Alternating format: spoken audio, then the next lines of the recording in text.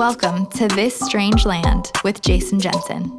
Join the conversation with other courageous ministry leaders as we explore what it means to serve the church in a rapidly changing and unfamiliar world. Discover insight, wisdom, and inspiration as you live out your ministry calling in this strange land. Okay, this is going to be the longest intro maybe I've ever given, but Robbie and I have been best of friends and for probably, I would say 20 years. Like it's been a long time. The other thing about Robbie is he's also a physiotherapist. And so we've been having lots of conversations about how in a new apostolic time, how the body and the healing of the body is another dimension into healing overall and an entry into discipleship and the way of Jesus and all this kind of stuff. And we're going to get to that, in a while. But I want to go back, I don't know, several years, like maybe 5 years, maybe 6 years, somewhere around there. And I was fishing in late November and I was in a really fast part of the run where the river was flowing quite quickly. And I had to make one jump from a rock to another rock over the river and I'm wearing waders. And if I fall in, it's deep, I'd probably survive, but it was quite a risk. There's a chance my waders are just going to fill up with water and it's going to be like really not a fun time. And I felt in my ankle, just a total lack of confidence in my body. And I remember saying, should I jump? Should I not jump? I ended up jumping. It ended up being fine, but there was this doubt that was seated within me in that moment where I was like, I gotta kind of take care, go look into some body things, I want to have confidence in my body, in how I move. And that led to starting this word of the year thing where I was seeing this word of the year generator thing going on. So that's November, this is January. And I'm like, I hear people talking about a word of the year generator. And I'm like, that is just not how the Spirit works in my mind. And I'm like, Father, should I even be doing this word of the year thing? And instantly I hear kindness. And I think, oh yeah, I would be such a force if I was kinder. So with all the willpower I can muster for the next 3 weeks, I'm talking about, just kindness. I'm not talking about it. I'm trying to be kind all the time. Committing to it. Yeah. And it's all within my own strength. And I end up my prayer life just tanks because I'm just depleting every little piece that I have. And I'm listening to, I start praying and I'm like, okay, I'm going to just listen to worship songs because I have nothing to journal or I'm just feeling so dry. And then on Spotify, there's you can be looking at one playlist or your own playlist or whatever, and there you can have kind of two playlists open, and at least the way it was back then. And I seriously, the song was not in either one of those playlists.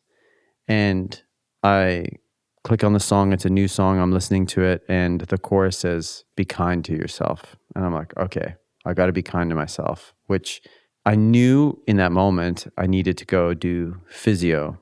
And you had made an offer for me to come and see you, kind of on Friday afternoons in some of your block of spare time, which was just so generous. And I'm eternally thankful for that. And then we started doing some physio work, right? And we started systematically trying to figure out, one of the major things that I had was anterior pelvic tilt, where my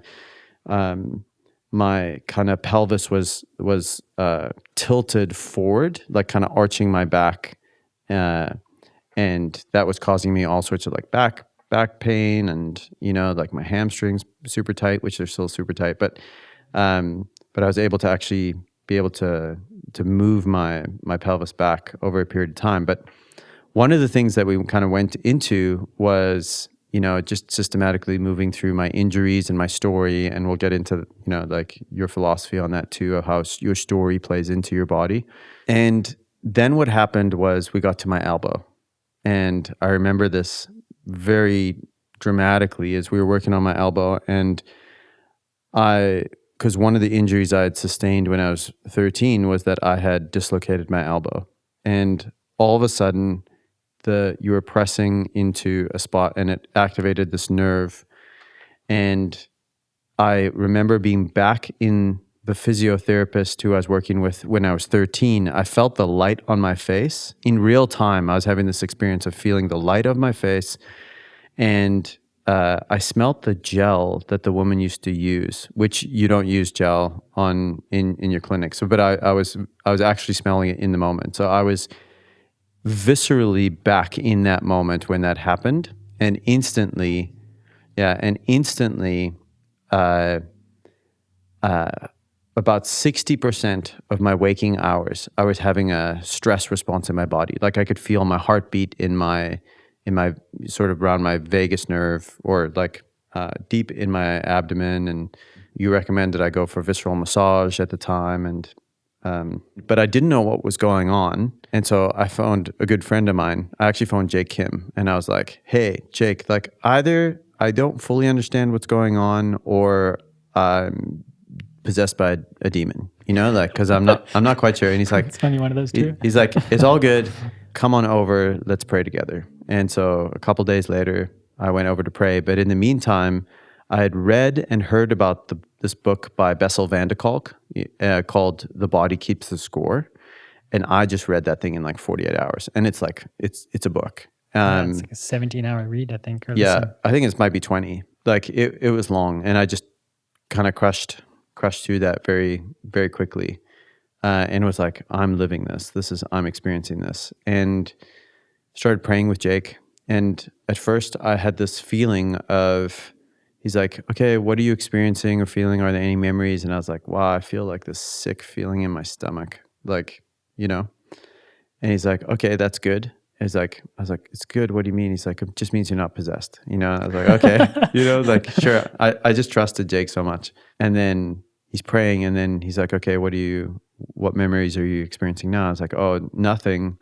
I actually feel it's moved to here." And he's like, "Okay, now what's going on within you?" And all of a sudden, the memories of when I was 13 and moving from South Africa to Canada, and just the isolation that happened, because if you were moving, if I told anyone, my dad's job could have been at risk, like sort of the family, and just there was just all this pressure during that period of time, and I had to keep it a secret for like 3 years. I couldn't tell any of my friends, even though I knew, and that was lonely and isolating, and like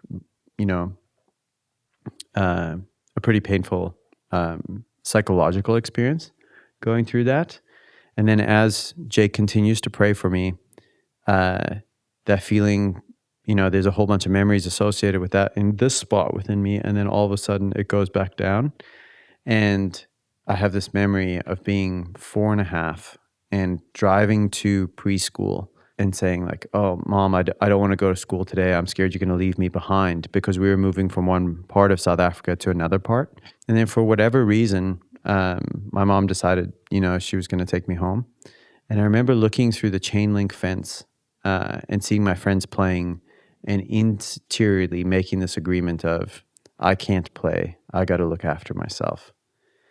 And then there was another memory. That's the youngest memory I have. And I'm so young, I haven't associated how to relieve yourself from heat yet. Like, and I'm outside in the backyard, and it's super, super hot. And I'm like, this is so hot. I don't know where to go. And I remember my dad was like at work or something, and I didn't know where my older brother was. And I saw my mom inside, and I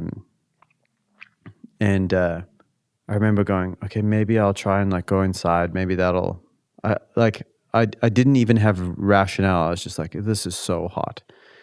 And so I went, and as soon as I hit the shade, there were these big, cool, like stone tiles, and I just lay down, and that was that memory, So I'm like, I'm very young at this point, like 1.5, maybe, like young, maybe 2. Crazy. I'm not quite sure how memory works, and I have no idea. I don't have like a photo of this time or anything, so I know that this is an actual memory. And then all the deep healing that came from that time of prayer, knowing that all of that was kind of stored in my body and in my experience of learning relearning how to move well within my body leads me to the kind of mission that you're on, which is, I think, best described as you're trying to evangelize the body in a time where the reality of the body that we have has been totally disconnected from reality in many ways that,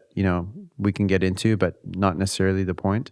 But this idea of honoring the body as a way to heal and redeem one's story and embodiment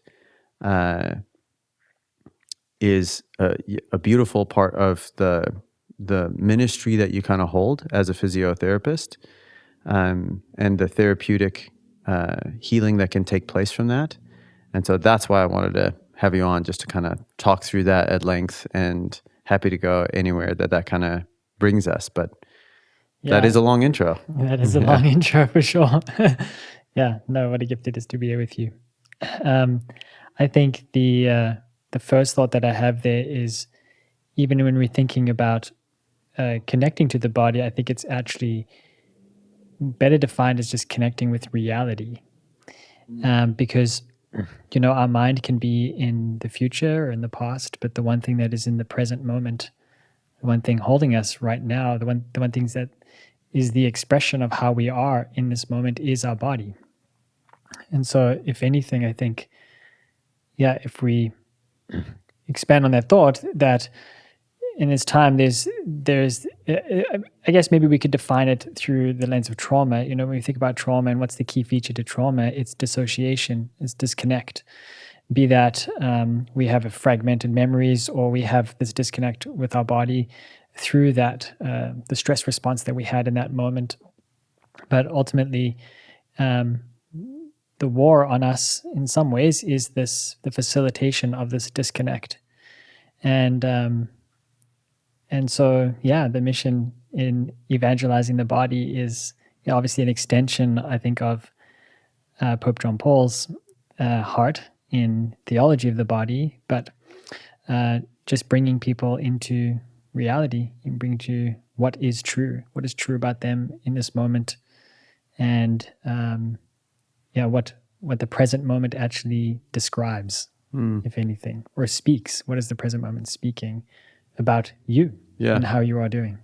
In many ways, my experience and in talking to others, like, the body is actually has a prophetic gift in us, and it doesn't lie.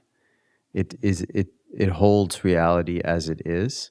And in that way, you're talking about, like, this disintegration that happens with trauma, whether that be emotional or physical trauma, and how it kind of gets stored in the body, from what I understand from Bessel van der Kolk's work, is in an oversimplistic way, like what fires together wires together. So my nerves, your brain being nerve cells, and part of your nervous system.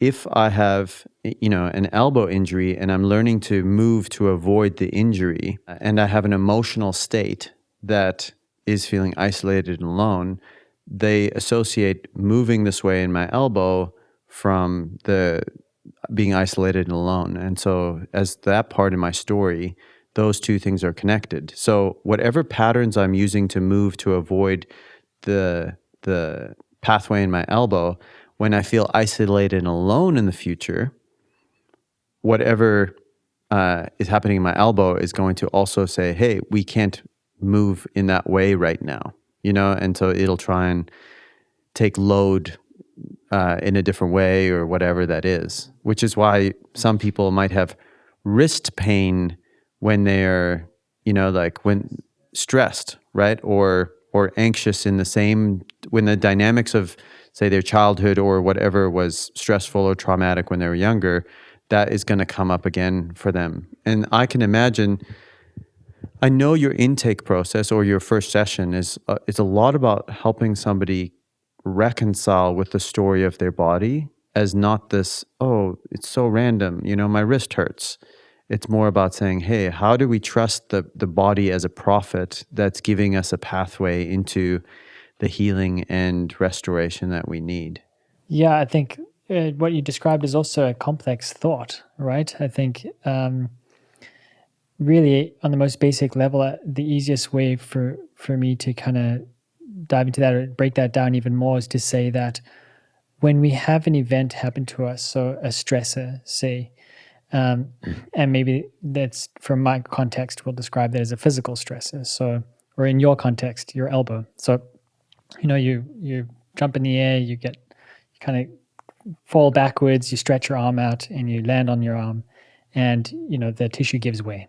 And in that moment, the thing that I think is naive that we do often is we compartmentalize and we become very reductionist in our thinking, and we say, "Oh, your elbow is the only thing that your body associates with that event. Like there's just an event for your elbow. There is this tissue that's impacted, and so we need to treat that specific tissue, and that's the complete resolution happens through that. And the reality is we're just such integrated beings, and so there's multiple facets to that event, and so that event includes the position I was in. Then my body would hold a stressor relative to that position, where I was looking, and the depth of where I was looking. So that point of Like focus, my focal plane, yeah. your focal plane, would be a way that you store that memory. So you store that memory visually. You'd store that memory auditory, like through your auditory system. You'd store that memory through your smell, right? All your senses are at play in that moment. So your body doesn't remember that just as an elbow event. It doesn't remember your elbow. It remembers you. And so when there's other stresses at play in your life at that time or other dynamics, that's all kind of like a snapshot in that moment, which, if we want to go back to your word kindness, I think this might come across in an odd way, but I think that injuries in many ways is the Lord's kindness. And I think of it that way because he is giving us this unique portal into these specific moments in our lives where he may desire deeper healing for us. And the opportunity that we have for healing in that is multifactorial because he doesn't want some of us, he wants all of us. And so there is healing that I can access healing for that through, the physical piece. And I can also access healing through the mental piece or the emotional piece. So there's multiple ways that I can access that. And so when you're speaking about someone having wrist pain with the stressor, that, the stress that you were feeling at that time when you had your elbow injury, when you experience that stressor again, then your body just remembers you relative to that stress. And that's where it's created this beautiful network of connections where it assimilates this elbow discomfort or maybe a wrist pain associated with that stressor. And so that's why you could have this experience of pain that's associated more with a current mental stressor than, and that's just because your body just remembers it that way. Yeah, there's a whole bunch of things here like that you were saying is that I want to kind of start with this thing I saw Christopher West. He goes around in these seminars and he asks priests, like, how many people in your congregation believe that at death your soul is separated into this final state and stays that way forever? But that's actually heresy. And so if anyone's listening and you're like, oh, I thought that's what happens. No, our bodies get resurrected and they get united with our souls. Like that's what happens. And we are infleshed or embodied beings for reality. And Jesus is actually still embodied for eternity with us. That's part of the beauty of the incarnation. But in doing that, it's in the work of this case physiotherapy, it is the work of salvation. And I want to unpack that because that's maybe that statement might hit some people. But in the New Testament, the word salvation and the word healing are the same word. Like being saved is to be healed. And so when St. Paul says, I'm working out my salvation, it could be translated, I'm working out my healing. And so And we're not these dualist beings of like, I have a body and I have a soul and I, have a mind or a heart and like all those kinds of things. It's that I am a body and I am a soul and I am those two things together at one point. I can't actually separate those things in, clean dimensions. That's like a product of dualism and the Enlightenment where we like, it's the same thing that you were talking about when you were saying this, we treat just the tissue as an event, like it's like, no, it's the whole thing is happening to the whole thing kind of thing. And so as we go through healing of our bodies, we are progressing in salvation because it requires properly seeing physiotherapy is not isolating it down to like just tissue repair. It's actually holding somebody's whole story in place for a bigger, more beautiful healing to occur in somebody. And I'm not saying like, I'm not saying that somebody is becoming holier by doing physiotherapy, although that may be the case. But in the progress of looking towards Jesus in healing and physiotherapy, as you're able to orient people towards that by telling the truth about their bodies, I actually believe that is orienting them towards Christ and bringing about a evangelism of the body dynamic at play. Yes, absolutely. I had a thought and it's kind of escaping me, but I might try. That's why I gave you a pen earlier. Denied the pen, but I probably would have got caught up just writing and not listening. So, yeah, I think if we're thinking in the context of salvation, right? Mm-hmm. Like right now, I have only so much capacity to say yes to Christ, and I think the reality is tomorrow, He may bring something else to me and say, "Oh, Robbie, and maybe I could say it this way: when I say yes to Christ today, my yes right now is to the capacity that I have, but the ongoing process of salvation is me actually Him revealing these parts of me that aren't actually fully surrendered over to Him, and then as that comes to light, then I have the opportunity again to surrender that over, and so the process of salvation for me, in a sense, is this ongoing surrendering of the fullness of who I am. And so I'm not responsible for surrendering everything right now. I'm responsible for surrendering everything that I have the capacity to do so, right? And so I think when we add the body into that piece, it's like what we're actually talking about is the integration of this process is actually the process of, well, I frame it as self-efficacy. And so what I mean by that is the capacity to have the ability to understand something about yourself and then have the ability to have control over that, right? And so, I'm not a guru. People don't come to me and I heal them. The reality is their body heals itself. Like that's the beauty of the body. I just create the environment where that's possible. And so when we're taking someone through a journey, when they're engaging with their body and they're engaging healing, what they're doing is they're essentially gaining greater understanding of why their body is responding in a certain way. And with that becomes the opportunity to identify, oh, this is a way that I don't actually have control, or I don't actually have this part of me. I'm at the mercy of this part of me. And so we essentially get to encounter that. And then in a way, in physio, as you're engaging in that, you're also gaining, in a sense, a self-efficacy, a capacity to have that understanding that you do that, or that your body acts in that way. And so you then have the opportunity to surrender that over, right? And not just surrender that part of you over from a salvation perspective, but just as I have that better understanding, I have better self-awareness. And that self-awareness brings me to a deeper understanding of myself. And as I have a deeper understanding of myself, then that can then correlate into a deeper surrender. Yeah. Right?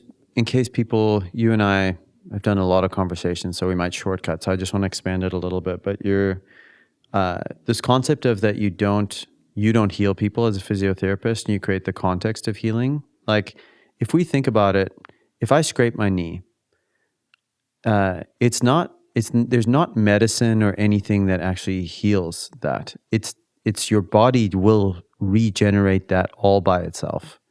And you can imagine that eating food that gives the nutrition for your body to be able to have the resources to do it, or like all of that kind of stuff. But the body actually is it's regenerating in and of itself. And because of sin and the effects of that in the world, our bodies do degenerate, like over time, like we get old and, like our bodies break down or whatever. But that's part of the promise of the resurrection, is that we actually will get these glorified, renewed bodies of what my body is now. It's not that won't experience death anymore or degeneration within that. And there's a mystery there that I don't know too much about, like how old am I going to be in heaven? That's a great question. I wanted that one too. Or do you like just get regenerated at the age that you died or whatever? Yeah. But I feel like that's honoring. It's honoring to be regenerated at the age you die, because that is the age that you are when you die is just the fruition of your journey, of the fruition of you in that.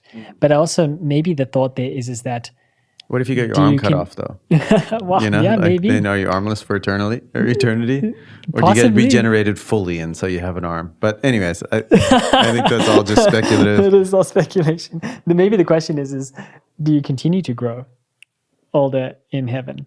Interesting. Yeah. Like, is growth static in heaven? I don't know.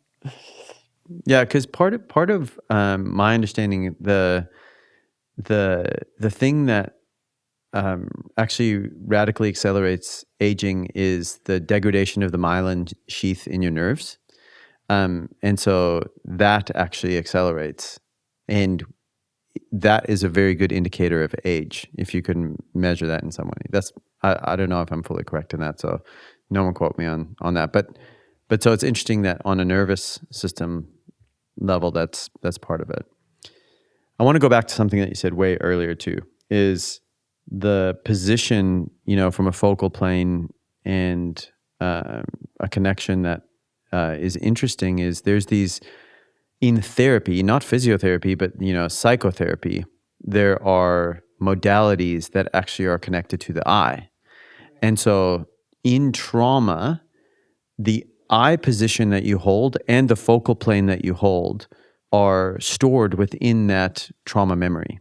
Whether that's a physical trauma or a emotional trauma, or physical trauma being like an injury, or like a physical abuse of you and all that kind of stuff. Which is why something like an eye-based modality like EMDR, which is expanded into beyond just the eyes. It could be just left, right, but it's eye-based, it's like looking left and right. Or there's one that's maybe a little bit less known called OEI, and I'm just losing what the OEI stands for at this moment. I don't know if you can remember that, but I can't remember. But in that way, it's actually like the eye position is where the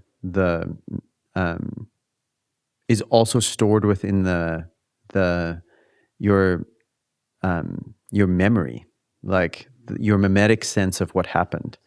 Well, and the movement, like with the EMDR, as you moving, you would take someone where they would track your finger, and at the point where they have that memory stored, you'll see a movement in their eye. It'll glitch. That's OEI.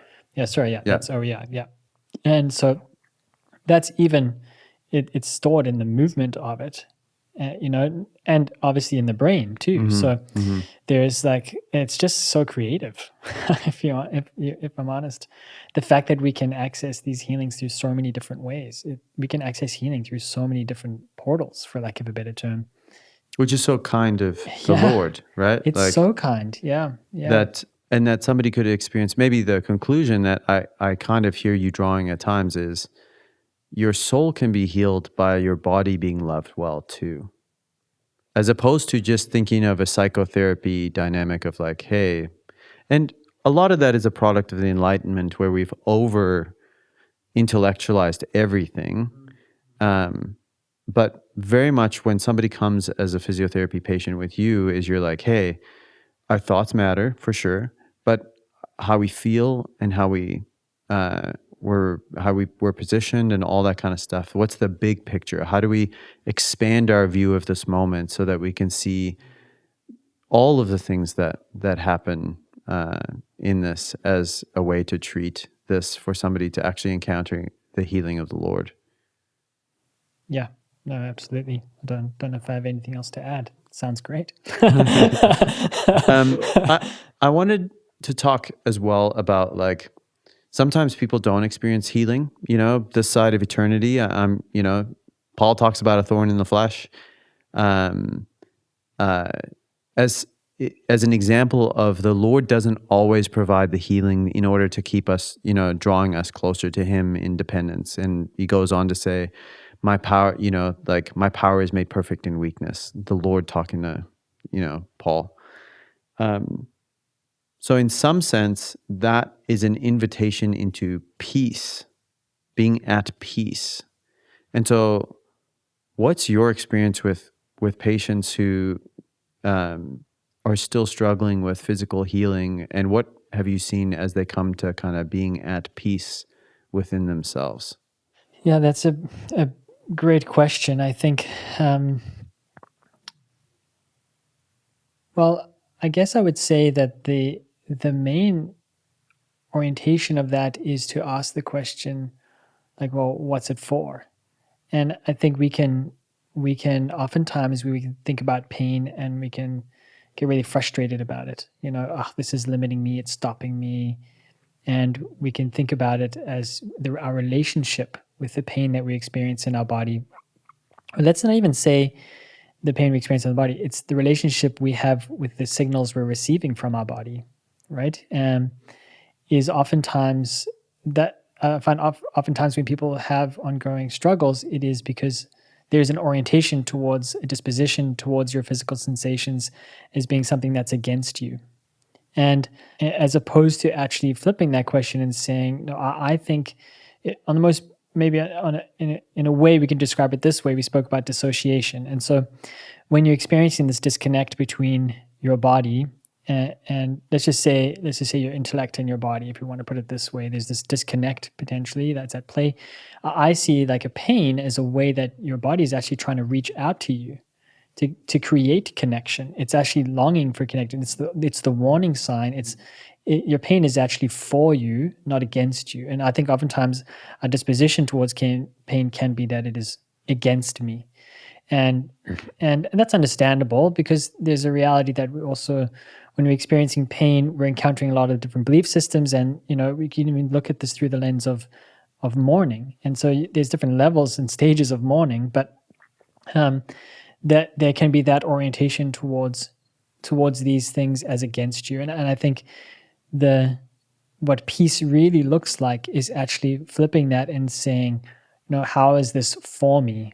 And what are these sensations? How is my body actually advocating for me? And so if we go back to your word, how can we look at our body with kindness and curiosity, and not just judgment, to have that understanding of what's at play? And that's where I think there can be maybe a false piety or a false sacrificial sentiment that we can have and be like, oh, this pain is just going to be my thorn on my side, and not actually have an integrated, like, I'm not going to say love for you. It's not, you're not having a love or an understanding of the pain, and that it's something you get to actually choose, and you get to choose to participate with and choose to have this disposition towards.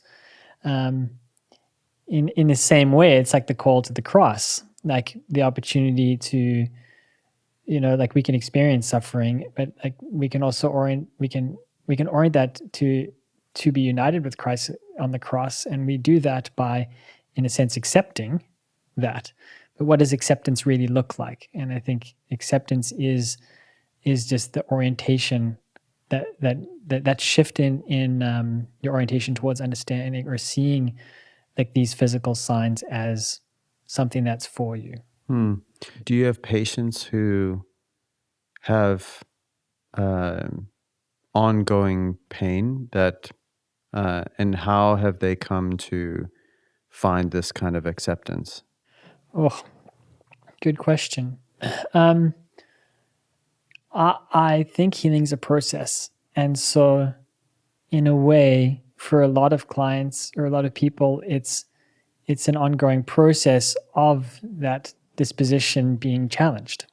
And so I don't know if there is an endpoint in this life, if you can truly get to that point where you have this beautiful, complete understanding and this this love for your suffering, So I don't think there's a finish line in the same way. Maybe there's a few people in history saints that have been able to transcend some of these, that idea. But I see it as an ongoing process. Do you have patients that clearly move through the process of like having chronic pain and then learning to live with it in peace? And what does that look like for them? Yes. Well, I do find, look, I mean, I was talking to a client this morning and she was just sharing how she's like, you know what, she was so concerned about her tension in her body and that she needs to do more. She's got to do more exercise. She's got to, and she was worried about her posture. And she just said to me, look, I think the thing that's helped me the most is you just give me the freedom to think that, it's not necessarily a strength problem. It's just how I'm holding my body and I just need to relax. And she's like, and I'm just relaxing more and I just feel way better. I'm not looking at it at all those things with this concern anymore. I've actually able to just kind of like, I don't need to worry about that. I can just focus on what is my body doing in this moment and can I relax, So yeah, I lost track of your question there, but I think that's just an example of someone today who's engaging with their belief systems about their body, which are becoming more right ordered. And I think that there's incredible capacity for peace when we are moving into that integration. And some of that is that acceptance that that we are, we are mortal, and that our bodies do age and coming to terms with that, coming to peace with that. And part of that is because we have belief systems that are at play. And when did that belief system start? And where's that rooted in your body? And, and so that's why I also think that there's an ongoing orientation towards seeking that peace and an ongoing surrender in the same way that God is asking for my yes, as he's, continually, he's given me the opportunity to respond with a yes continually. It's the same thing where it's just more of my story that's coming up and me being able to engage in that and have that disposition. And of course, you can experience warfare or different aspects that come up relative to that. But the exposition of that is the gift, because that allows you to have the insight to say, that self-efficacy to say, oh, whoa, yeah, this is happening in me. I'm now aware of that. Now, how, Lord, do you want me to respond? Yeah. I feel like the whole idea of your belief system is held in your body is like, that might be a new idea for a lot of people, but it makes so much sense to me. Like if you've ever seen somebody have an encounter with Jesus that radically shifts their belief system, like they encountered the love of Jesus, which can actually change someone, you can almost sense it physically through them. I had one woman say she had gone to Alpha and she had a very profound encounter with the Lord, and all her friends were saying, hey, did you have like plastic surgery or whatever? Like something about you is different. And it was, she was so radiant by this reorientation of her belief system that her body was exuding positive difference, in the way that they were holding that as a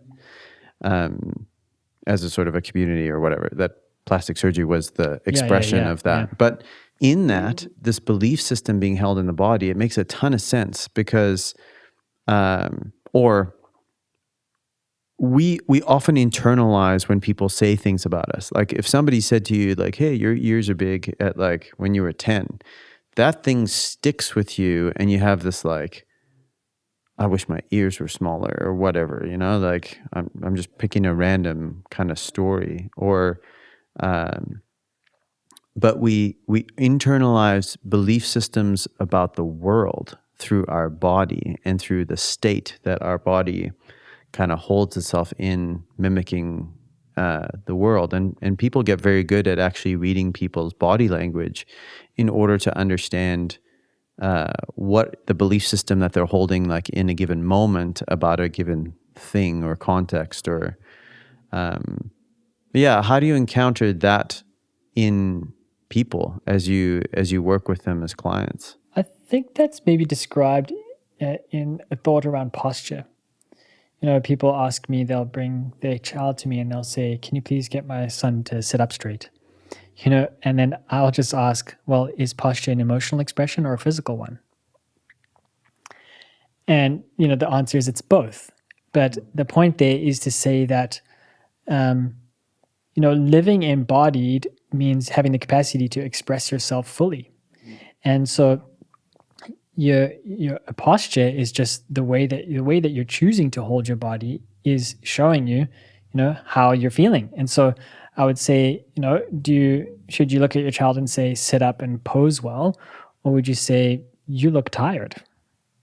And so, but in the same way, when we're thinking about this integrated, I think I'm trying to remember the word you used, but I'll say, I think about it as an integrated stress response. Okay, and so in the most basic way, we can say that the very first time you experience a stressor, your body is going to choose an option. It's going to say, "What do I need to do? Do I need to run from the bear? Do I fight the bear, or do I check out?" Right? Fight, flight, freeze. And in that moment, your body makes the best decision it can for you. Flirt with a bear, which is another stress responses. Yeah, maybe. So what happens then is your body makes that decision. And so the next time you experience a stressor, I don't believe all these stresses are separated from each other, all these different injuries that we have, because it's not that we have this event happen on its own in isolation. And so the next time you experience a stressor, your body says, "Oh, we're under stress. What did I do last time?" And so if your body chose to fight in that moment, well, then you're naturally going to be oriented like, "Well, let's do that again." And so what happens is these stress events get built on each other. And as they get built on each other, they further integrate that stress response. And so you can see someone who might be in a posture, or maybe for you, like your body's stuck in this anterior tilt, and it's almost like your body is kind of stuck in this fight state, right? Or you could see someone who their posture shifts, and maybe their shoulders are rounded, and they're stuck in this flight or freeze state. And so I would experience it that way, where someone has this integrated stress response, and then that's the question is how is someone, how's the location of your injury? Sure, what's the problem of the tissue, what needs to happen for your body to trust the tissue that's impacting your pain or your current experience that you don't like, and then how are you functioning, right? And because how are you functioning gives a better lens to actually what is the integrated stress response that is within you that keeps getting expressed and is at play as well in the context of this current injury. I just want to go back and unpack this more, as we've been able to do in conversation over a long period of time. But why posture, why the tilt means fight, is because when your pelvis is tilted, you're able to make your broader, more powerful movements within your body. Like many athletes, like in power stances or whatever, also have that tilt. And then when you think of like the pelvis tilting the other way, it's like cowering almost. And that is obviously not a fighting position. And so our bodies can kind of get stuck in those things. And you think of like when if somebody gets yelled at by a force that is stronger than them, they go, oh, I can't fight back. I have to, like hide Shield, or yeah. shield or whatever. And so you try to make your body smaller in that versus bigger, opening your body up and trying to be bigger, which is more a fighting posture. And in the same way, like we know that when somebody is in what do you call fight, flight, freeze is what system, nervous system? Your autonomic nervous system, yeah. And ANS. it's what state is it in? Okay, so sympathetic and parasympathetic. Right. So sympathetic would be your so upregulated fight, flight, state. is like in this sympathetic state. So you're always like on. So you imagine like people who have posture, it's mimicking them. It's not mimicking, it's actually them in maybe a state of hypervigilance and always ready to fight. It's expressing. It's expressing that. Like, so people who experienced trauma and needed to always be ready to fight, like think of like growing up in a really rough neighborhood or, something along those lines. You can start to observe the way their bodies are actually holding posture of like toughness, like I'm ready, like I'm not the weak person here. And you hear things of like, hey, how you walk would determine whether you're the person that's going to get jumped or not, right? In like these situations. And so that belief system about the world being and about yourself are actually held in posture. Like, so you're holding that. Or if it's like, oh, I'm also hypervigilant, but I'm always kind of scared. I'm always ready to like disappear.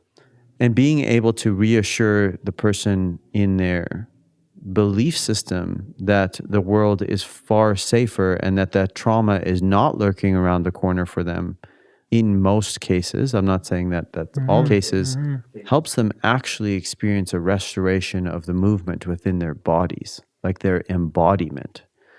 So yeah, I just wanted to extrapolate that out, but anything else that you want to add to that? I'd say that when I'm thinking about a specific injury and rehabilitation for a specific injury, I would say that, say you hurt your elbow and you strained the ligament. And so the reality, I believe, is that your body would have, if you're coming to me, more than 6 or 8 weeks from that injury, the reality is your body has healed that tissue. And that's like what it does. Like the tissue is regrowth or reconnected. Correct, or the muscle has... Yeah, for the most part, if the environment was conducive for that, then yes, that tissue is likely healed. But there's just a difference between that tissue being healed and your body trusting it. And so I see that through the lens that I see that is, so if my body doesn't trust this specific tissue, well, then now it's going to try and reorient force around that tissue. So if I broke a bone, that bone would be healed, but does my body trust that I can throw a ball with it? Exactly. Or maybe not just throw a ball, but that you can activate, let's just say you can activate up your arm in different ways. You can activate through the front of your arm or the side of your arm or the outside of your arm. And so what happens now is because your body is unsure about activating through the inside of your arm, it's just always going to go through the outside of your arm. And so that's when we get what we would call compensation patterns. And so oftentimes, again, this is where when someone comes to me and they're sharing their story about their pain, it's actually very, very insightful, because the question I'm asking is does the quality of their pain and what they're describing, is there like a specific event around this injury, or is this something that's kind of come on over time, or there's no clear answer, or I was doing something and I think I did this or I think I did that. So somebody comes in and they're like, man, I hurt my neck hurts, like I was just drying my hair, and you're like, okay, there was no actual like fall or something that would justify the injury. No. So you're like, okay, what's the underlying story that's happening in an event like it's that? like, and so for current research would say that when does tissue damage occur? Okay, and so of course you can add a certain amount of load. Okay, so at 100% load, everything fails, but at 80% load, that's when we get a pain response. And so your pain response, so you're adding force through this tissue, say, and now all of a sudden at 80%, your body's like, whoa, don't do that, right? So our pain is this guide to tell us, oh, hey, I don't want to fail. And so the only time that system fails is if something happens way too fast. So, you're running and you step into a pothole and your ankle rolls over. Your body doesn't have time for your pain to try and protect you and say, whoa, don't do that. And so in that case, you can actually cause tissue damage, which would be that local tissue. Or the only other way that fails is when something happens just microscopically slow, which would be an example of cancer, where the cell growth is happening at such a slow rate that the body doesn't pick it up until there's something big there. And so when someone's telling me their story, I'm trying to decipher, is this more of a rolled ankle in the moment event where there is a local tissue expression or impact, or does this have this characteristic that either doesn't really make sense or doesn't have a clear defining pattern? They may have it always hurts when I do this, this, and this, but the mechanism for that injury is what I would call is insidious onset, which is just this kind of maybe unknown or slower onset or unclear onset. And that could be as simple as I woke up and I was sore. Well, you didn't, there's no clear, washing your hair doesn't cause tissue damage, so when I'm thinking about it in that sense, well, now say your body, when I'm thinking about how your body's sending force up your arm, we would say, okay, well, in your case, you dislocated your elbow. So there was local tissue damage. And so there's going to be a reorientation of that force around your elbow, the inside of your elbow. And so you may come to me with more shoulder pain or neck pain, or you could come to me with elbow pain. But either way, if you're telling me the idea of this neck and shoulder pain, I'm going to look at your story and say, well, what is actually the tissue that's most likely associated with this with this expression? Because I don't believe you have damage to your neck or your shoulder. I believe what your story tells me is that there was something that happened at the elbow. And so these are just other expressions that your body is giving us as a way to kind of capture our attention and say, hey, this is not sustainable. Yeah. And it's the same with tension, like tightness in our body. We often will say, oh, I need to stretch, I need to do this. And people will talk about it with their hamstrings. Oh, I got to stretch my hamstrings. Well, what do you do? Stretch them. What happens? Well, then it relaxes, but then it gets tight again, and then I stretch again, and then it gets tight again. And it's this yo-yo impact. And again, we have to ask, well, why is it tight? And I would say in that case, it's, well, every time you put your foot down on the ground, what your body is doing to protect that inside of your elbow is it's sending the force around it. And so that tension there is your body's attempt to protect that tissue because it just doesn't trust it yet, right? Going back to trust. And so we can, I can use lots of modalities. I could laser, I could dry needle, or, use needles. I could heat it, I could massage it, I could give it a kiss. And you know what? It might relax temporarily, right? But ultimately, as soon as I put my foot down on the ground, it's going to be tight again. And so in many cases, I'd say where I think my profession can fail people is that we'll get so focused on that location of pain, and I would argue we're potentially actually working against the body. We're not working with it. And that's where someone can become even more sensitized, because you're now fighting your body. You're like saying, don't be tight. And then it's like, well, I'm protecting you. Shut up, don't be tight. It's like, well, no, loosen, it's like, no, we're not working with your body. And so for me, if we're thinking about that, then it's like, okay, well, how do we orient back towards what's most likely your primary stressor? And so that's where your story is just so critical. And so being able to piece out your story, and in this case, you had an specific elbow injury, I can then say, okay, well, now how much force does this tissue actually trust? And so maybe I do a hands-on technique, and that's just really light, and I'm just trying to add force through that tissue, and that's just a low-grade force. And then the reassurance of that would be to say, okay, well, now how do we add just a little bit more force? And so what exercises can I do that, progress this at 20% and then 30 and then 40 and 50 and 60 and 80? Of load, right? Yeah, of total capacity. Exactly, Yeah, what I do is actually very simple.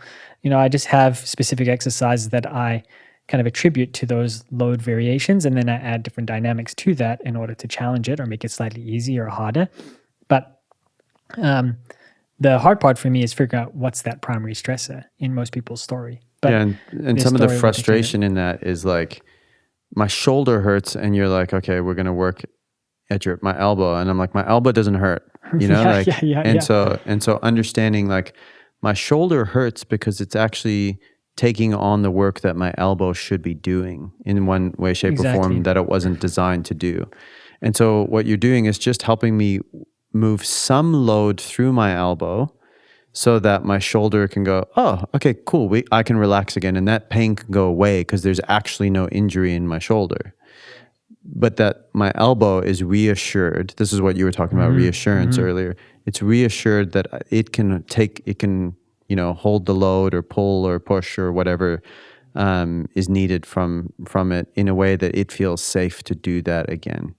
Yeah, and you're loading through your arm in a more equitable way, right? Your body's willing to load it in the inside when it needs to, and it's willing to load on the outside when it needs to, but it's not always going outward because it's trying to avoid, right? I mean, a good example of that, which is more extreme version, I was treating a javelin thrower, a U-Sport javelin thrower, and he came to me and he with medial elbow pain, and is a famous surgery called the Tommy gun surgery, and he was told, okay, it's this baseball pitcher who had to get this surgery, and anyway, it's almost considered career ending. And he came to me with this elbow and was told, okay, yeah, you're potentially going to have surgery if this doesn't improve. And so we just sat down and said, okay, well, how did this come on? And it came on over time. And he was like, okay, well, let's go through your story. And sure enough, 3 months before, 4 months before or something that he started having this, he had a bad left ankle sprain. And so we started to piece out, okay, well, like, how does this make sense? And it's like, well, every time he goes to throw, he's running and then he plants his front leg, his left foot, he's landing on that, he's rotating off of that, and that's where his power is being started. That's where he generates his power. And it's coming up his body. And so because he doesn't want to activate through that, he's now getting that less of that force is coming through his body. And so when he goes to throw, he's trying to pull through his arm because he's an athlete and he has to get the same distance as he got previously, and he's trying to effort it. And so he's going to pull through that elbow. And so now he ends up getting this overuse and aggravation at his elbow. We treated his ankle and his elbow resolved. And so the point there is that the thing that we have to go back to, and I think this is with anyone in any ministry or any thought there, is that the person's story is the key piece. It's the key to understanding anything is going to be in the person's story. And that's the most valuable tool that any clinician has. So when you skip that or speed up that process, it's just like, no. Yeah. And now you're just throwing darts. So, and now somebody ends up getting Tommy gun surgery and ending their career and all that kind of stuff, and we just kind of move on. Yeah, spending a lot of money on trying to just do lots and lots of things right at their elbow. Yeah, and the problem doesn't actually go away. Because the holistic part of the story. I mean, there's so many parallels to that in like what actual ministry and evangelization should look like is like, and when you and I say story, we've probably got a lot of shared language in that, but like it has to do with the narrative of one's life.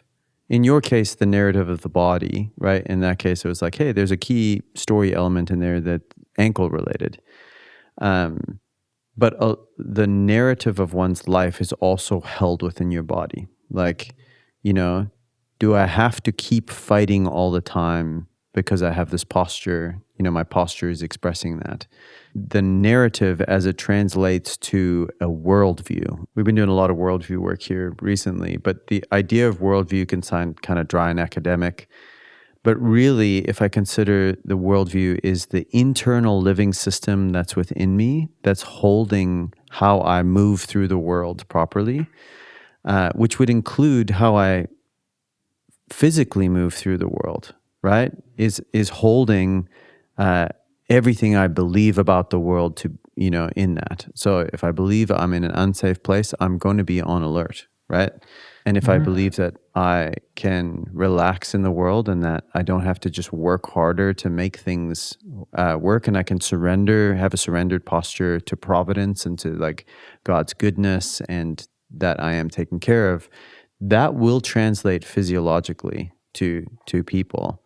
And so I think the work that you do is just so counter to most people in the industry who have atomized part of, like I'm a knee surgeon or and yes, repetition will get you very good at knee surgery. I'm not, if there's any knee Yeah, surgery. and there may be like a need for some of these modalities or some of these surgeries. It's not saying that all surgery is bad. But it's not an atomized view of the person. It's like we're not just knees, like the knee is part of the whole story and belief system that we have. Yeah, and we used to even talk about clients be like, "Oh, I'm seeing a shoulder later today. I'm seeing a knee."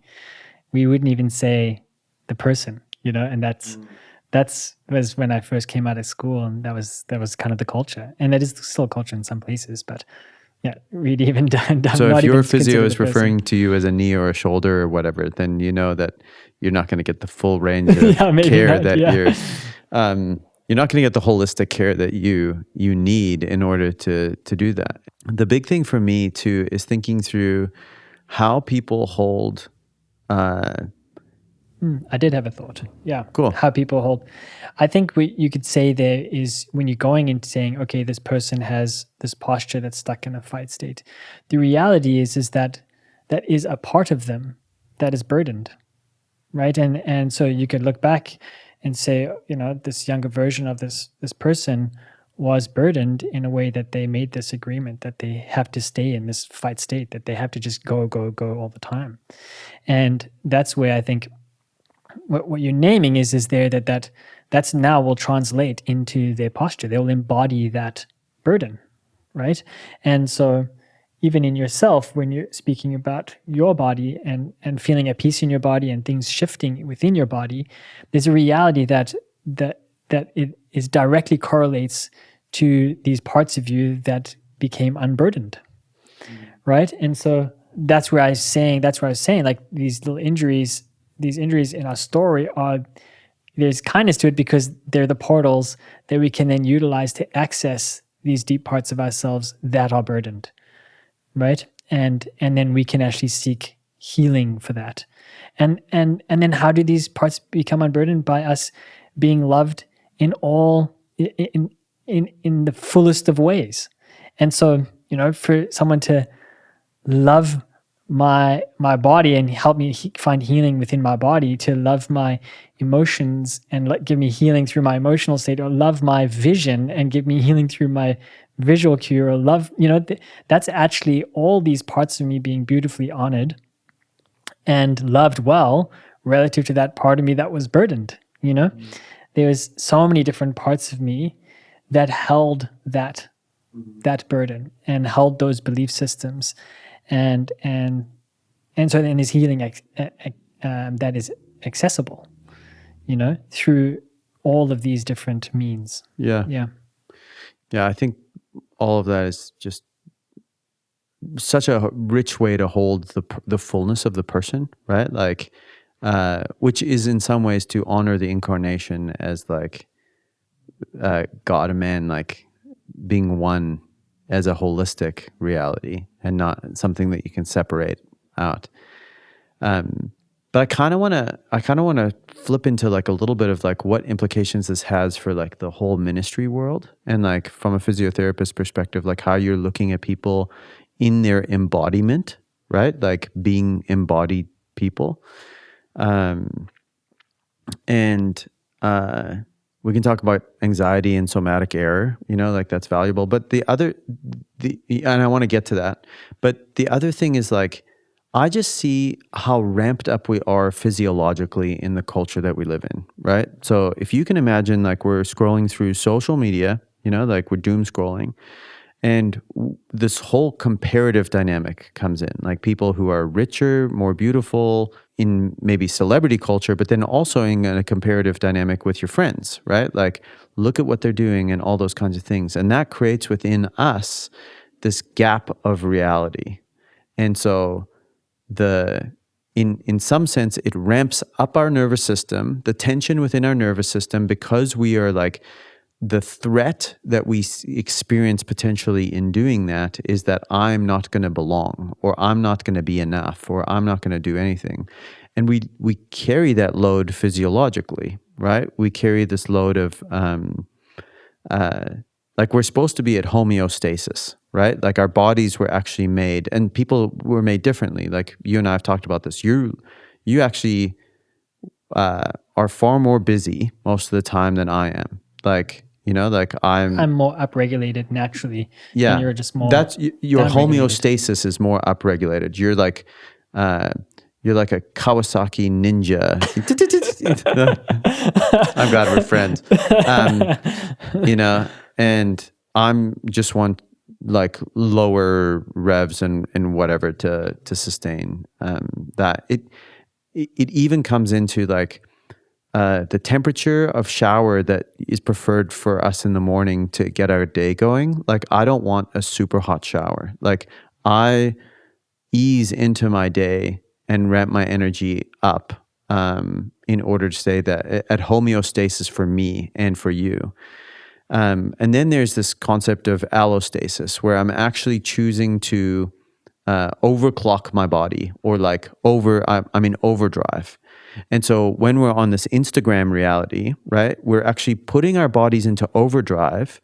And then people are like, how do I get down? Because it's unsustainable. How do I like actually complete a physiological cycle and getting back into a place where I can go from a sympathetic, to like dropping down into like the lower revs, or even the rest that we would need to like sleep. This is why what feels like salvation to people is alcohol, or any drug that can like artificially reduce us from a allostatic place to a homeostatic place, and it's artificial. Or this is why sex in our culture is also that, because an orgasm can also drop your nervous system into reduced. Exercise can too. And it's probably more often healthy, but it can be unhealthy too, as people like. I'd say more often unhealthy. Cool. So I just want to kind of throw that whole dynamic out there for us to talk about, for people in ministry to be aware of what they're kind of going up against as they are in that kind of place with people, and seeing them as a holistic person in all of those things. Great. Oh, okay, so good. So I think about this actually through the context of what's our capacity to be present. Because again, when we're saying we want to be integrated in our body, it's that we actually want to be true, like we want to be in the present moment, fully in our body, fully embodied. And so our capacity to be present is really, I think, for me, I see that as the point. The point of life is to be present, and I think that's in our faith that's demonstrated through Christ's presence in the Eucharist. And so for me, that's the real question at hand. And so when we're thinking about this, and I'm going to make a nice big roundabout way of saying this, but ultimately, our question is what's our capacity, especially as a leader, a ministry person, what's our capacity to attune to others in order to be present to their need? Right? That's because that's really what's being asked of us. And let's just define presence really quick, because I think, again, you and I have shared understanding because of history. And I would say presence is your ability to be in the now and to, like, in some ways be regulated, like physiologically regulated, emotionally regulated, like all those things, so that you're not living in the past and not living in the future, and can be right here with the person and not be dissociated in any way either. So you're like, we're actually together, and I'm here, my lights are on, and I'm home. I'm home within myself. Is that a fair kind of shared? Do you want to add anything to the definition? Yes, and I would just open it up and say that's not one specific level of alertness. And so I think I think about this through the inverted U of arousal. And so arousal being the state in the nervous system, not sexual arousal. Just correct. Yeah. So we kind of reframed it as alertness because people can understand that better. But on the most basic level, if you had a scale from 0 to 10, the argument there is relative to performance. When are we going to perform the best relative to the alertness that we are? And so the argument is well, you don't want to be too overjazzed, too like so jacked up. At 9, you're not going to perform the best when you're that. In the same way, that would be like a 9 out of 10. Whereas you also don't want to be like a 2 out of 10 where you're so drowsy and sleepy and under alert or hypo alert. And so I would say you have hyper and hypo. And so the argument there is actually you want to be a 5. You kind of want to be right in the middle. And I'd say, sure, but actually that may not be what the present moment is asking of me. Right. Like if I'm in a tug of war of parents versus kids, I might want to go to an 11. Maybe. Or maybe. Yeah, or your kid is stuck under a car. Yeah. You want to be able to access a 10, just like, just 1 rep max, just lift that car. That's what's required in that present moment is a 9 out of 10. When you're going to the gym and you're doing a 1 rep max, you're training your nervous system to be able to access a 9 if it has to. Mm-hmm. And so in the same way, like if I had my 2 kids, running and they smoke their heads and now they're freaking out and crying and they run to me. It's like, I would like to be a 3. I don't want to be a 7. It's not going to go well. If I'm upregulated, I'm too hyper alert, they're like really upregulated, hyper alert. That's not going to go well. We're going to clash, right? What they need is for me to attune to attune myself based on what the scenario means. So they need me to be a 3 to ground them. Yeah. And so, or they might need you to match in order to be able to bring them down, or like the different child may like need if your wife different. comes to you and she's like, I'm so upset about this thing, and you're like, oh, that sounds awful. Like that's also not going to go really well. So like there's some degree of like understanding. You match them and then you bring them down. Yeah, right. Of course. Right. But everything that you're talking about is your awareness of the other and being able to have the capacity to adjust yourself to meet that moment, to be present in the moment. To even, if I defined it as to love well, we need to have access to these things. Exactly, because that's because the other is at the center of it, right? And so we can then, I think the easiest way to think about this is, we'll have people who are naturally more hyper alert. That would be me. I'm a 6-7 out of 10, 6-7. 6-7. I've got all these kids laughing at me every time I say that. But anyway, and so, I wake up in the morning, I kind of go. I process by doing. I just naturally, how I hold my body, there's just a little bit more tension in my body. That's just me. My wife is naturally hypo alert. And this is why we're a good pair, because she's naturally more down-regulated. So she down-regulates me, I up-regulate her. That's why we work well together. And so she naturally, it doesn't mean that her brain, she can't have anxiety or brain be racing, but just how she holds her body. She's just more relaxed in her body. Her disposition is just more calm. How energy likes to how we like to use the energy that we have. Yeah, your natural energy is what I would say. Yeah. And so we have to consider those two people very differently, okay? Someone who's naturally a 6 or someone who's naturally a 4, 3 or 4 or whatever. And so what we can then think about is, I think what we do in our world is we tend to idolize different inputs. And so, we'll have, say, exercise, and we'll kind of put it on this pedestal and we'll say, oh, you have to exercise, you have to move, and, if you don't, you're going to get injured, or you're going to like, you'll be in a wheelchair by the time you're 60, or you might do it for a while, but you'll probably fall off the bandwagon, or you're going to do it and you're going to get injured, but it's this thing that you can never attain. And we do the same thing with like food. Oh, you got to eat strawberries. Well, now it's goji berries, and now it's Saskatoon berries, and now it's blueberries. And it's like, it's this thing that's lording over us. And we lose sight, and we're actually just idolizing these things. What we need to do is we actually need to kind of turn the diagram upside down and say, not what's important, but who's important. And it's like the person is important. And these are just inputs that we can utilize in order to help us feel in certain ways. So it's like, I can utilize exercise as a tool in order to up or down regulate. I can use food as a tool to up or down regulate. And so these are just different things that I have access to that can help me up or down regulate my nervous system. And that's where, I think we can think about this. Maybe I'll explain it a bit more. So you could have different inputs. You could say, so what food would upregulate you? Well, maybe carbs or coffee. What's going to downregulate you? Protein or fat. So I wake up in the morning. If I have a coffee, my body's like shaking because it just makes me way too jazzed. My wife in the morning has a coffee, and it's really appropriate. It helps her upregulate her nervous system so she can be more present. What exercise upregulates you? Well, that's going to be something high intensity. What's going to downregulate you? Well, a steady state exercise. Your heart rate's at 120 beats per minute for 40 or 30 to 45 minutes. Then you can look at different factors, and it just becomes more and more personal. So an environment could be an input. Okay. And so a couple goes for a walk in the woods. The one spouse says, I just love being outside. It's so relaxing. I'm away from my phone. And the other one's like, when's the cougar going to jump out? You know what I mean? Upregulating for one, downregulating for the other. I joke, for me, I hate the produce aisle. It is way too upregulating for me.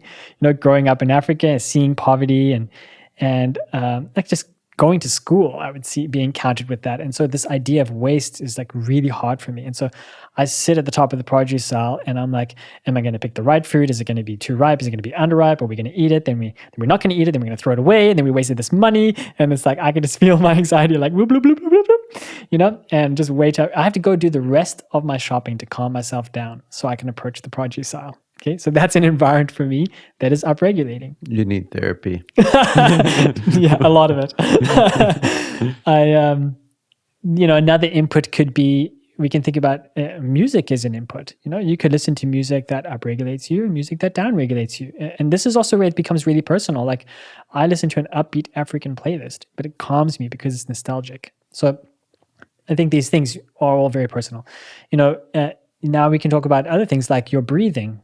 Okay, so if you mouth breathe, that will upregulate you. If you nasal breathe, that'll downregulate you. Which makes sense. Like when you're running really hard, you're like, yeah, and like, like when exactly, it's a natural response. By breathing through our nose. And then we can talk about eye position. Gazing is downregulating. Focusing is upregulating. Right.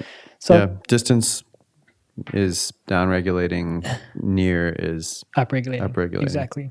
So, and you can even maybe make an argument for different spiritual practices, right? Meditation is downregulating, whereas maybe like praise and worship would be upregulating, right? Again, environment and different things. It could be, yeah. But these different they're different inputs, right? And they will impact me in different ways. And so, there's a period of time when I was trying to pray in the mornings and have more of a meditative prayer. And I'd wake up, I'm a 6 out of 10, and I'd have a coffee, I'm a 7. And then I'm like sitting on the couch and I'm trying to meditate, which requires me to be a 3 or a 4. And I'm like super distracted, I'm getting frustrated, and I'm saying, like I'm bad at this, or like this is a waste of my time. And the reality is actually, it's very kind of the Lord to not actually give me that resolution in a sense, because he's just saying, Robbie, you haven't prepared yourself to be here with me. You're to be present in this particular way. Exactly. I'm disconnecting. I'm dissociating in a way because I'm saying, I want to be a 4, but I'm nurturing my body to be an 8. And so I'm not coming present, and I haven't nurtured myself to be present or to have the capacity to be present in that scenario. Mm-hmm. And so this is where everyone will have, I think there's another way, there's another even layer to this. So you can obviously use those inputs to then help you move up or down, right? But we can also have a negative, a disordered relationship with any of these tools. And so I think an easy way to describe that is, for me, I had a belief system that the Robbie that people want is the Robbie that's always on, always happy, always ready to go, always a 7 out of 10, right? And so the way that I sustained that was to eat sugar. And so through the day, I'm just constantly grabbing sugar because that was the tool that I needed. And it's subconscious, right? Yeah, like because of a belief walk in the door system and the first thing I do is just grab sugar, right? And, I can make a lot, I think what's interesting about that is I can make a lot, I did make a lot of conclusions about myself relative to that, I've got this problem, or sugar is bad,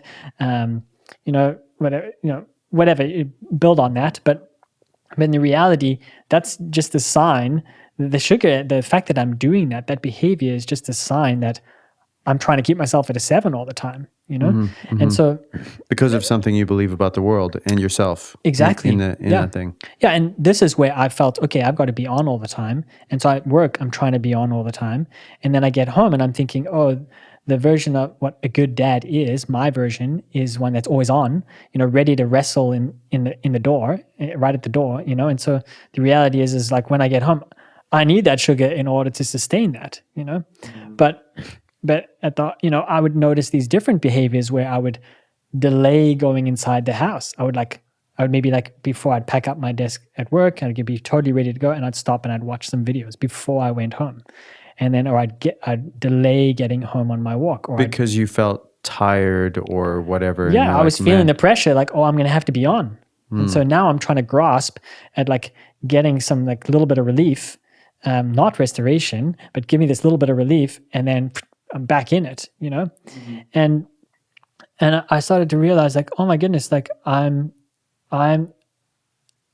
living under this belief system, and I'm using sugar in order to sustain that, right? And that's my addiction. That's just more socially appropriate. There could have been other addictions there that are just as powerful, and I can share a bit about that in a second. But I think for me, I had to kind of realize, oh my goodness, like I'm teaching, I'm acting and teaching my kids that, oh, I always have to be on. You always have to be on. And a friend of mine, I was talking to him last week, and he said, yeah, what you were actually doing is you were teaching your kids also that every time you came home, that they have to be excited and upregulated. And that was like, oh, it was just another layer to it of realizing, oh man, that's how that impacted them, But there's actually something incredibly noble for me to come home and say, and be embodied and say, guys, I worked really hard today. I'm tired. Can we just like sit on the couch and relax, and actually model rest and model, whatever it is that I am feeling, that I don't have to always be on, right? Right. And then there's some dads that maybe like I came home and my kids are overwhelming for me and I just need to escape to social media for a little bit, or in order to handle whatever's coming at home, like I'm going to have a beer, or whatever, whatever. Yeah, you're going to use these different inputs to try and try and help you in that moment to either give relief or sustain something. And that's or where dissociate or whatever. Dissociate, exactly. Yeah. And that's where, look, I think in that instance, so me learning like that I have this belief system is really important, is because what that allows me to identify is like, oh, that's not allowing me to be present. And then it also allows me to look at food and say, wow, I have a really unhealthy relationship with food. Like sugar in and of itself is neutral. There's nothing evil about sugar, but my relationship with it is disordered, right? And without a bigger picture of food, we can get lost in like diet wars and like, exactly. the cult of food that can emerge. Like if you're running from a bear and you need energy, sugar is like fast, highly processed sugar is probably the best thing you could eat it's very from an effective. energy perspective, right? For survival. It's the best option. But if you're looking to create, being calm or all that kind of stuff, like a really fatty meal is, and we kind of lose sight of like what's good and bad, and we want to make these judgments on food. But this is not so easy. This is not the podcast for, we're not dietitians or whatever, so we're not trying to hold like those things, but we are holding a bigger picture of what it means to be embodied. And keep going all the way down to like presence as like, So the example I give you is on addiction is a client saying, well, I'm a better mom when I smoke marijuana. And I was like, yeah, you probably are, because you're like an 8 out of 10, and that allows you to be a 5. And you're going to be a better parent when you're a 5, when you're not an 8 all the time. And so the reality there is my relationship with sugar and their relationship with marijuana, is now likely just maladaptive, non-voluntary. And so to be able to add self-efficacy or, self-awareness and control, the capacity to be able to manage that, I actually first have to, in a sense, I think what's important is you have to bless that thing and say, well, how is this helping you? And it's like, well, you know what? Sugar has helped me to be upregulated when I've needed to. Like there's an aspect to that in how it blessed me, right? There's an aspect to what marijuana was doing for that person that allowed them to be a better parent, right? But if they want to change that, they can't just drop that. They have to actually replace it with something else that's going to be down-regulating, right? And so by being able to name what it does for them. Or live differently to be down-regulated. Exactly, yeah. exactly. And that could be a belief system change about the nature of reality. Yeah. Oh, I'm an 8 all the time. This is not sustainable. Right. Yep. Or like, oh, I don't have the capacity to totally manage that belief system right now. That's overwhelming. But I can do a steady state walk in the evening to downregulate myself so I can be able to approach my kids and parent them better. So the healing's a process, and like we can't get everything can't be perfectly in order for us to actually do well. You know what I mean? I'm just trying to say that there's complexities to that. Yeah. And there's different ways to access healing. And I know you. What you're not saying is like marijuana is a moral good. You're not saying that, but you are saying that you're blessing the good in the person who, for the right reasons, would choose marijuana to be a better parent. And man, that's a complex thing to distinguish between the moral good and the particularity in the situation, and also the principle of graduation. Like, how do I actually get somebody from how do I accompany somebody from this is my reality and this is what I'm using to cope it to doing that? And I love the work that and the trend in this within the church with people like John Mark Comer and others who are talking about way of life and spiritual disciplines to actually allow us to move into like states of being that can hold the right amount of up or down regulation for what we're trying to accomplish, rhythms of life being that, so that, in this case, this mom who is smoking marijuana, she might be able to embody meditation and all that kind of stuff to like get her out of an 8 into holding a load that is more appropriate for her mothering, without the need for marijuana, which can make you more present in one aspect of down regulation, but it can make you way less present in many other ways. Yeah. There's a shortcut in a sense, right? But I think the other way to think about that is people are inputs. And so, I have 2 sons. One is hyper alert and one is hypo. And so my hyper alert son, the downregulated one, I can step into a room and I can just be my natural upregulated state, and he just loves it. He wants me to upregulate him. He wants me to tickle him. And it's just so easy for me to relate to him, right? But my oldest son is hyper alert. He's very similar to me. And so I can come in, if I come in too strong, there's a reality that I can dysregulate him very, very quickly. I can put him over the top, yeah. And so for me to approach him, it actually requires me to check myself and potentially downregulate in order to be able to approach him. And I think that's really what we're saying, like being able to attune to a person's need. And so that's what he needs to be loved. Exactly. Yeah. And I love them the same. They just require something different from me. And they're both in the same room. SOL. I was talking to a counselor today that I'm treating, and we were talking about this for her and how even just the eye positioning thing, because she was noticing that for her, she fixates in staring, like she'll fixate her gaze and focus a lot, and she identified that as a way that she's upregulating herself all the time. And so we were talking about it, like, so she can set up her counseling room in a way where she knows, okay, this is the part, she's done EMDR treatment or OEI before, where she has identified that this is that range that is more upregulating for her or downregulating. And we were saying, well, okay, you can set up the room in a way where you can position things so that you can be more downregulated.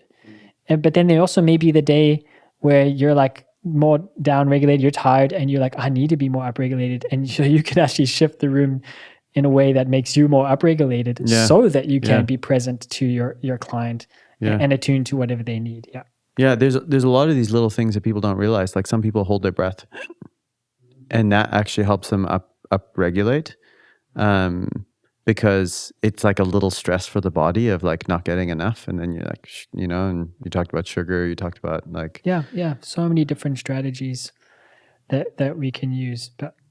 But that's the beauty of it is like the being able to understand these parts of us and these physical realities does allow us to be more integrated so that we have the capacity to be present in the moment, and we can look at these things in a healthy way and have a really healthy relationship with these different tools.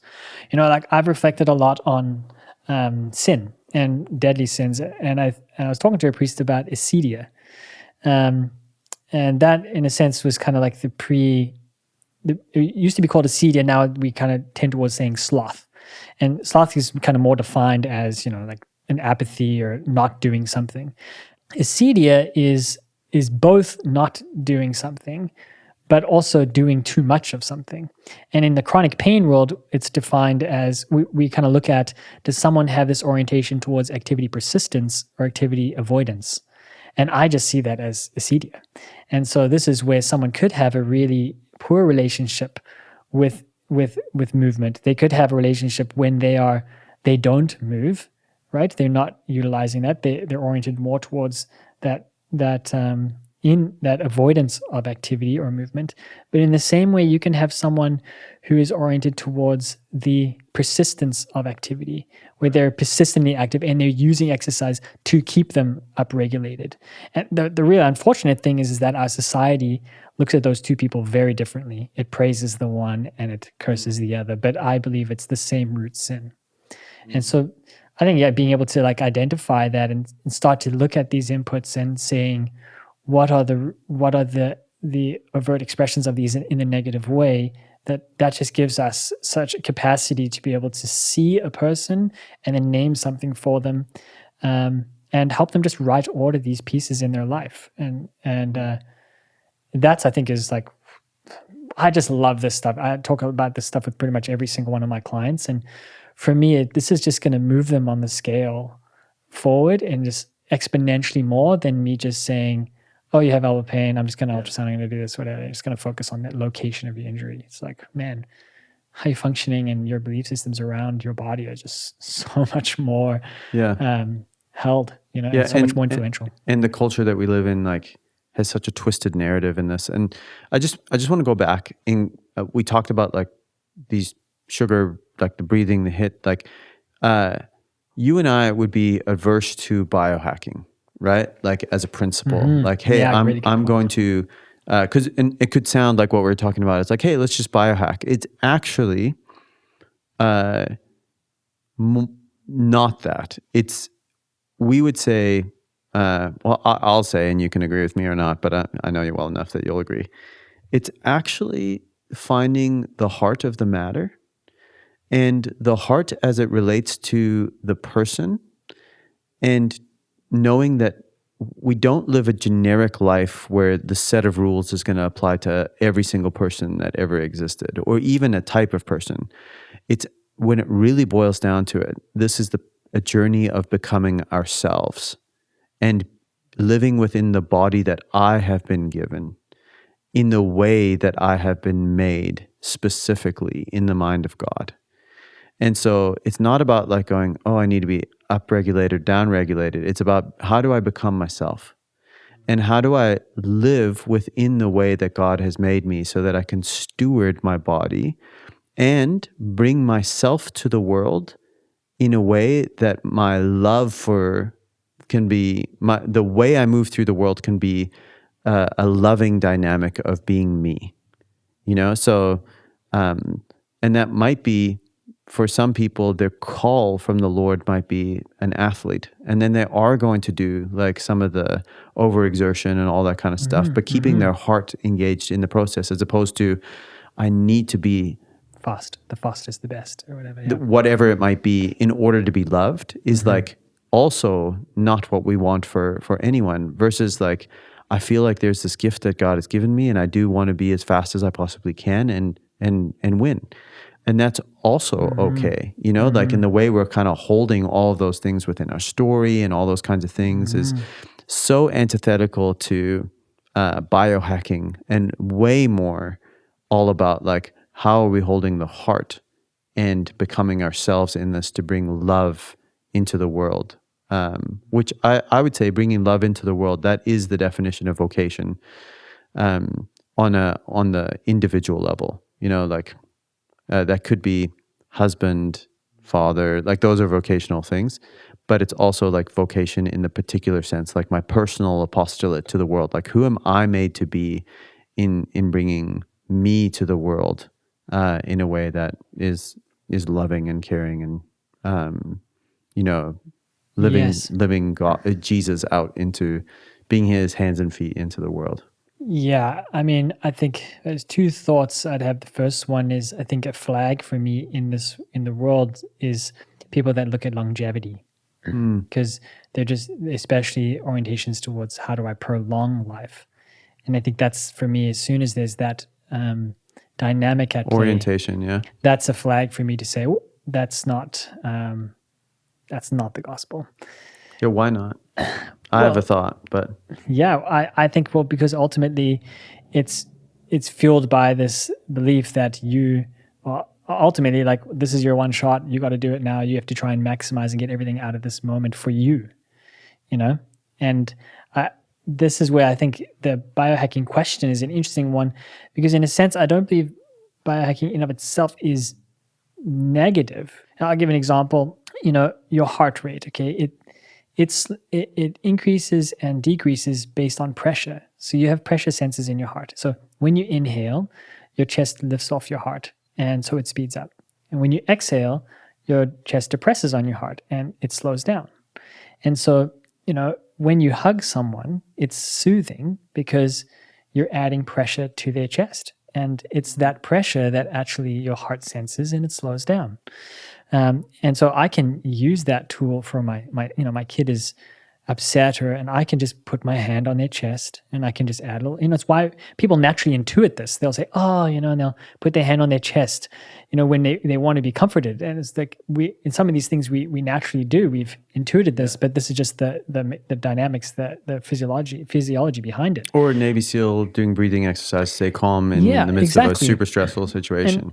But the question there is what's the orientation of that? Is it for me? Is it oriented towards the other? And is it oriented towards integration and me trying to be present? Or is it oriented towards me trying to maximize, right? And that's where the longevity question is about me trying to maximize, right? And it's actually coming from this belief that you have to try and get the most out of everything because first off, there's no hope beyond that. And also, it's just pride, Yeah, and I think it's also to do with like Jesus addressing it and saying, unless you lose yourself, unless you lose your life, you won't gain it, right? Like that whole concept. And I think the core dynamic that he's speaking to there in the Sermon of the Mount is like, how do I hold myself within reality? And I think when we try and hold ourselves within reality in a way that I'm trying to preserve me by living as long as I can possibly do, the orientation of that is ultimately not life-giving. No. Versus like self-preservation. Versus like what you're talking about through presence and all these kinds of things. It ultimately is like, I want to lose myself for the sake of the other as self-gift. And that does require me stewarding myself properly, which might mean trying to eat healthy and exercise and like all these things to preserve my life for my children and for, like those are loving factors that, when not motivated out of fear, but out of love, are actually my way of being self-gift to the world. If I'm healthy, I might be able to have my mental capacity. Like if my body's in good shape, my mental capacity has the better chance of being present with the person in front of me, right? Like, and so as disciples, like holding all those things in tension, and with a proper like sight of them, that's when we get to, not freak out about diet or exercise or all those things, but we ask this question about orientation towards how can I bring more of myself in loving presence to the world, as opposed to how do I hold more for me. Yes, a dynamic I just wanted to name is that we can also misattribute being healthy with being holy. And because I think we still, just to be clear here, we still have to look at that through a personal lens. And so you may have someone who was, let's say they were sexually abused as a child and there's neglect, and they were comforted through food, and so they had childhood obesity. And now later on in their life, they're trying to live integrated and they are trying to treat their body well, and they may be actively engaged in trying to get that restoration. and that could be incredibly beautiful, incredibly holy, but they could still be overweight. Like being skinny and muscular is not holy in and of itself, right? It's not a reflection in and of the soul Exactly. Yeah. in the So, immediate. yeah, I want to give that space, that reality, that I'm not saying being like looking healthy is holy. I feel like that's a lot. Thank you this was a good conversation. I'm glad we got to get a lot of what we've talked about over the years out. And so thank you for doing this. I appreciate it. I'm also so grateful for like the 40 sessions that year that we probably did in physio once a week, almost every week, and all the other times that you've treated me and taken my story seriously with the embodiment that I've needed. You've loved me well, and I'm really grateful for that. Oh man, it's been such a gift to witness your story, to see you like in just such a greater place of peace. Like that has blessed me beyond, the joy, the life that I get, and the thankfulness that I have that I had the opportunity to be able to witness that. I mean, that's just so amazing, and I think that is really the gift of, especially for people in ministry or in the service that they're offering, is that we get to be the people that get to witness people's stories. We get to hear them, and we get to love them, and like, it's just amazing. It's just amazing, and I'm just so thankful that that the Lord, that He enacted out this plan for you to be a part of my life, and that I've got to play this role. It's like, I'm forever thankful to you. Me too. If you're in the Lower Mainland, you can come and see Fort Physio. It's worth a drive for wherever we are. We're in beautiful Fort Langley. He's just down the road from where our offices are. And I think there are some resources online that you have available that, to do with some of these things, like with breathing and things like that. Do you want to? Yes, I can. We have an online course that you can offer. There's a free course. It's just at fortrehab.com. And there's first one, which is Understanding Your Story. And that's just a free course. It's just basically, I just take you through your body story and how you can actually write out your story and have better understanding and context for how to go about it. I think, there's many good clinicians out there. Not everyone needs to see me. But, to be able to have that understanding of your story and know what it is that you're seeking in that, I guess I have more philosophical thoughts on that too, but to kind of not go down another episode. Yeah. But so they can watch that series if you can watch that. Then we also do have another series is the breathing pathway. I can't remember the cost. Maybe it's $40 or something. Or if someone is in back or neck pain, then they can watch. There's another pathway for that too. So that would be if that is an issue for you and you want to just consider this through the lens that we're looking at it. Then I'd recommend that. We also do virtual sessions. So for people who are not in Vancouver, we can do see you virtually. If you're out of province or out of country, that's a little different. But there are ways that we can support people in whatever way. And I'm slowly just building up a course to come in person and run people through, or clergy, or different ministry leaders, or if a church wants me to come in and speak to their staff, where I just run them through a number of the things that we spoke about today, and just for a day, and can come in and offer that for them. So just so they have an idea of where to move forward. And Robbie, thank you for being on, and I look forward to doing more life with you. Sounds good. Thank you.